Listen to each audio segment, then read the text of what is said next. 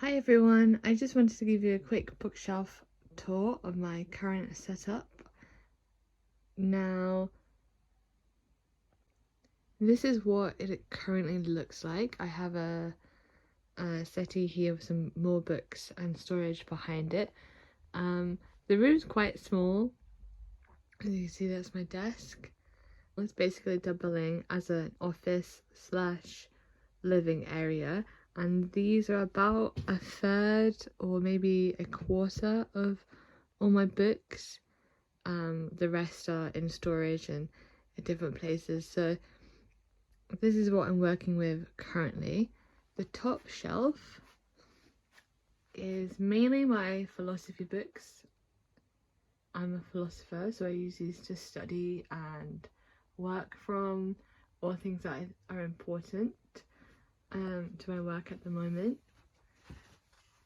These are my Penguin Pocket Philosophy books that I'm collecting. So I think I have 9 out of 15. So I've got a few more to go, but I'm very happy with how they look at the moment. So these are some of my favourite philosophy books that I have, just because I think they're so pretty, and I love the size because they're the pocket size collection.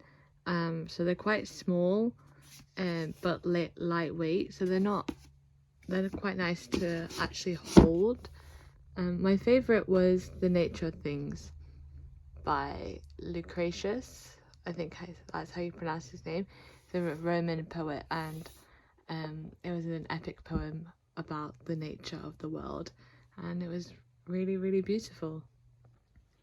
I love the Penguin Pocket Philosophy books. I've read all of these 5, I've read, and then I've read this, the Communist Manifesto, when I was at university. I read that several times, but not this edition. And then these 2 I've not read, and I have A Room of One's Own by Virginia Woolf, which is on my reading list next. And these are my academic editions of some of my philosophy books. I have quite a few more, but they're in a different place at the moment. I probably have maybe a shelf or 2 bookshelves full of philosophy books. So you might recognize some of the names here, like Nietzsche and Kierkegaard is one of my favorite philosophers. And then these are just random folio editions, these 3 of books I want to read very soon, which I think will be important for my work. And then also the US Constitution and other writings. So I'm quite looking forward to reading them. Further along is some more philosophy books that I'm studying at the moment. Quite a few are on my desk because I'm reading them, and these are probably my favourite books, or the ones that are most important to my work. And on this side these are literally just a random group of books that I bought recently, and it just so happens that this bee that I made a few years ago fits perfectly, so I'm just leaving it. There is no order or reason as to why these books are together, but they just fit as they are, so there you go. Fun fact about these books, about these 2, I bought these together for £6 in a charity shop. £6. I was so thrilled when I saw that deal, because I was already going to buy this book Empire of Pain, but the paperback edition, and when I saw it in the bookshop for £4 in the charity shop, I just had to buy it immediately. This Super Infinite won a prize recently, I forgot which one, but I like John Donne, and I have some of his poems on another shelf, so I'm going to read them and then read that book. To Kill a Mockingbird by Harper Lee. This is a folio edition. It's probably one of my favourite books ever, and it's been my favourite book ever since I read it, and I think it will always be one of my favourites. So I just had to buy the folio edition because I think they're so beautiful. And below that shelf is some of my, all of my Penguin cloth bound books that I'm collecting. Now I feel like my collection is actually quite small, especially since I think there's about 100 of them, or 80 of these books, but I'm slowly growing it. Here's a closer look. I'm reading Virgil, the Aeneid at the moment, which is very good. Not as good as Homer, I feel, but still very good. And then I want to read Ovid and Inferno, and then Shakespeare. That's my order. And then I've read these two. Pride and Prejudice is one of my favorite ever books. I think it's so beautiful. I love the story. Don Quixote is, I think that's how you pronounce the book. It's the first novel, and I bought it because I'm trying to read the historical literature and classics first, but I did not realize how big it was. It's a very long book, so I'm not too sure I'm going to read that anytime soon. And then the same for Remembrance of Things Past. There's like 5 volumes to this, so 3 volumes, and I don't know if I'll read that anytime soon either, but one day. On a side note, I do not like the colour of this Don Quixote book. I feel like it's very, very bright orange. I don't know if you'll be able to tell exactly on the camera, but it's such a bright orange in comparison to like these oranges and that yellow. And I know this is a bright yellow, but this really stands out, and it frustrates me a little because I don't know where I'm ever going to put it where it will look good on a shelf. So I'm hoping as my collection grows, the colours will mix in more with the other books, but we shall see. Moving along from my cloth-bound editions is my main bookshelf. So these 2 shelves here are basically books that are that I haven't read. They're all the books I haven't read on here that I want to read. It's not my TBR shelf, but it's just the books I haven't read, and I choose from these shelves to then put on my TBR shelf. So there's a few contemporary ones like Babel and the 7 Moons of Mala Mead, which won another prize this year, and then obviously there's the Secret History, which I've heard very good things about, but a lot of it is non-fiction because I do read a lot of non-fiction. Yeah, there's quite a range on this shelf. So it's some old books like Adam Smith and The Wealth of Nations, and then obviously Stephen King is a contemporary, and there's some modern classic novels and politics books and things like that. So there's quite a big range on here, but I do read a lot of different things, so that's the 2 main shelves. If you just ignore my makeup collection and things over there, I'm going to put that in my bathroom at some point when I get some more cabinet space, but for now it's just there, which is probably a good thing because it's stopping me from buying more books to fill up those spaces. As you can see, I've got quite a lot to read. So moving on, below my philosophy books on the last bookshelf is these 2 shelves here are my TBR, my actual TBR, which is quite a lot of different books, and I feel like it would actually take me maybe 3 months or so at least to read all those books, but there you go. It's just the challenges I set myself. And again, there's quite a range on these. So there's some more cloth-bound editions of George Orwell and Virginia Woolf. I'm trying to read all of their works this year, so I've read most of George Orwell and some of Virginia Woolf, but both were amazing writers, and I feel very lucky that I have read them. What else is on here? So there's Harold Bloom, the literary critic, and I'm looking forward to reading this How to Read and Why. I want to read more books about the act of reading, and that was highly recommended. Yeah, I just had to buy this one, The Metaphysical Animals, because there's not many books written by female philosophers. There's more in the 20th century, but still quite a few, so I wanted to read about the four women, these four women who helped make women in philosophy more acceptable in the 20th century, and just read more about their lives. So that's exciting for me to read. And moving down from that shelf is my other TBR shelf. There isn't really any order. I just pick books from these two shelves at random, to be honest. That's how I read and choose my books. And on this shelf there's some the Penguin English Library. I'm collecting them. I have quite a few, but they're probably not here, and so I'm quite excited to read that. It's about the industrial north, I think. And I'm looking, this is a Folio Society edition of the Consolations of Philosophy, and I've never read this one. It's been on my TBR for years and years and years. Not this edition, but another edition. So I think I might read this next because it sounds amazing, and this edition just looks beautiful as well. This is The Room of One's Own by Virginia Woolf. And yeah, so this is kind of the pile I'm reading next, and then that one. Below this shelf are my poetry books. I'm not entirely sure if this is all of my poetry collection. I can't remember what I have back in my other house, my parents' house.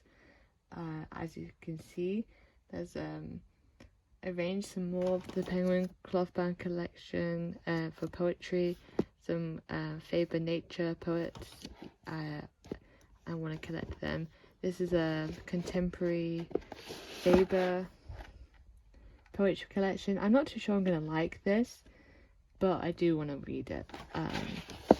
And then the Averno I read, which was good. I wasn't entirely blown away by it, but then I don't know if it's just the style is different to what I'm used to.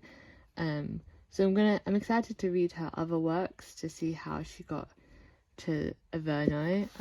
Someone said that they think this is a masterpiece on the back of on the back cover, and I don't know if it is a masterpiece, but I will have to retry, I think. And my favourite poems and poetry collection is the Philip Larkin one. I literally fell in love with Philip Larkin as soon as I started reading him. I don't know what it is, but I just think he's such an incredibly gifted poet, and he's very sparse and precise with his words, and quite minimal, but his poetry is always very beautiful, and it's he just reaches a balance with his work that I've not really seen elsewhere very much. So I always recommend reading Philip Larkin. And I also, my favourite poetry collection of here is the poems by Wilfred Owen. I read a lot of World War I and World War II history books and literature from that era, but the best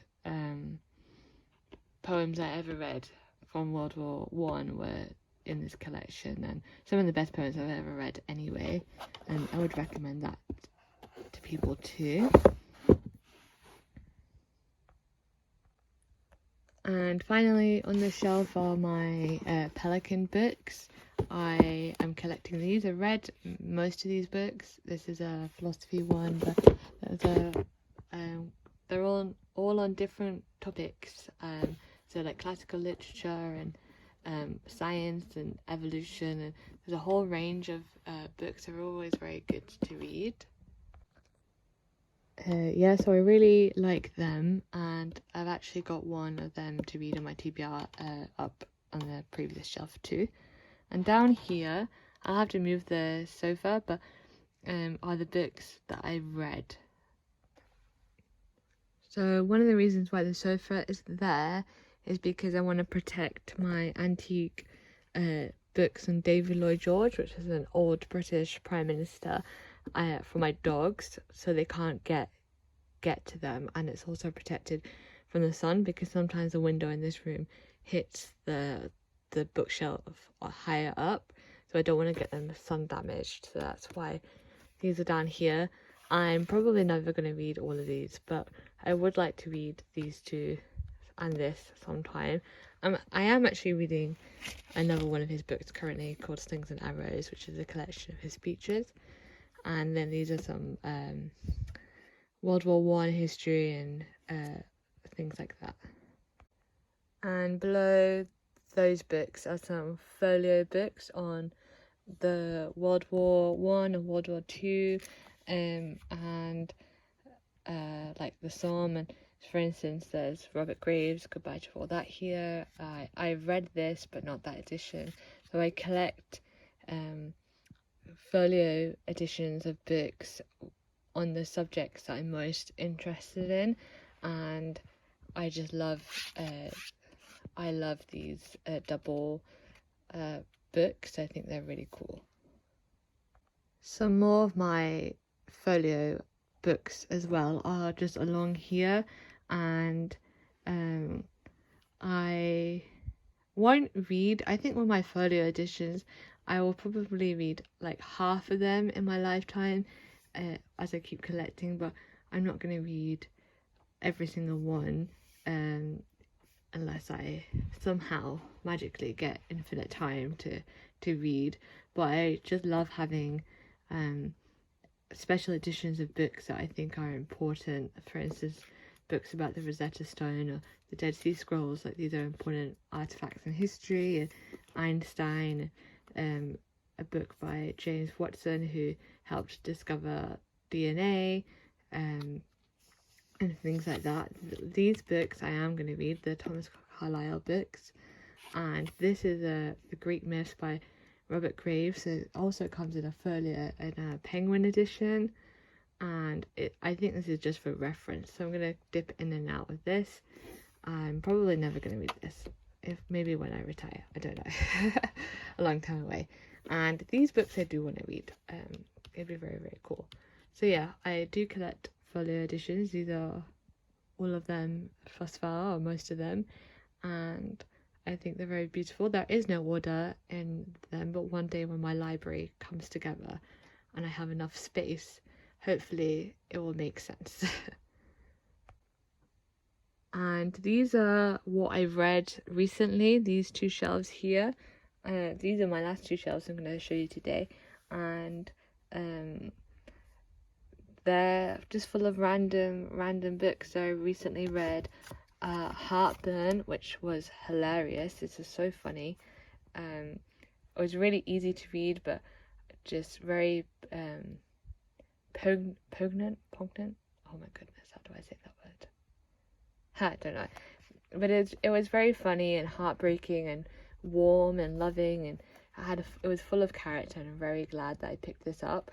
I think this is a special edition by Virago, maybe, which I never really knew about before, but they publish women's writings from the 20th century, so I'm going to look out for some more of these, because this is a 5-star read. It was so good.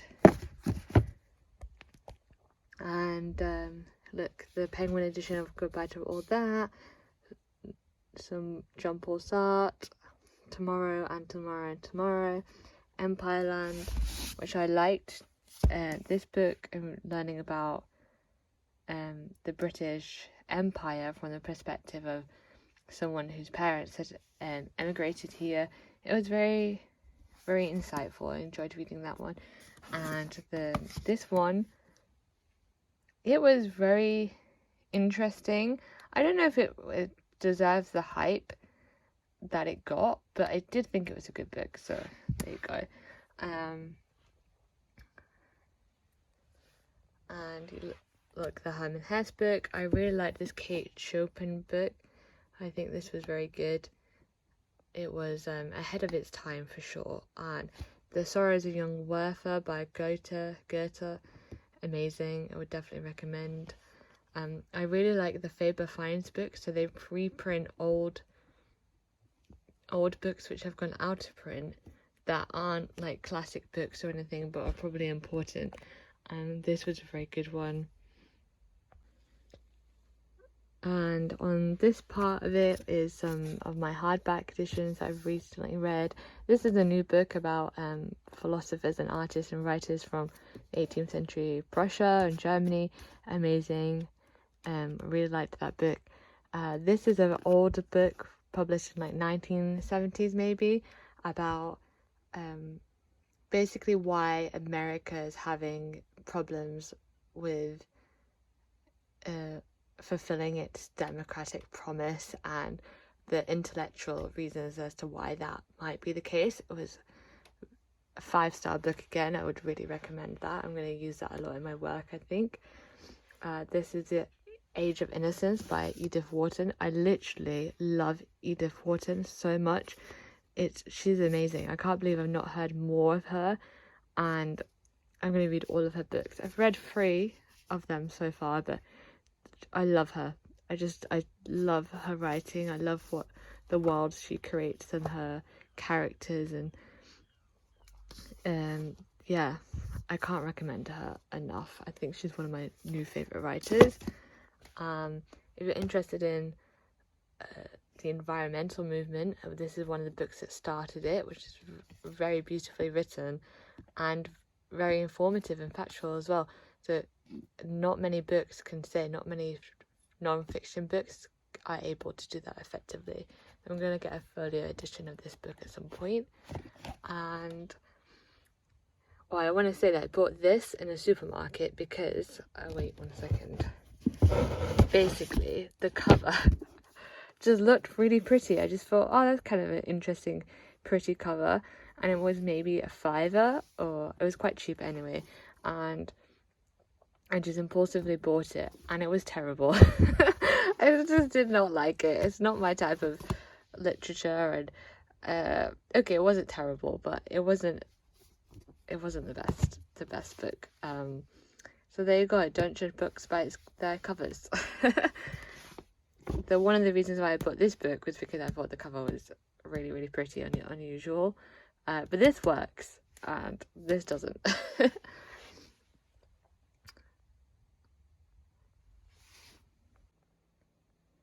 Thank you for watching my bookshelf tour. I really appreciate the time you spent. I hope you found it interesting, and let me know in the comments if you recommend any books, or I talked about your favourite books or anything. I'd love to hear about people talking about books, and yeah, see you in my next video. Bye!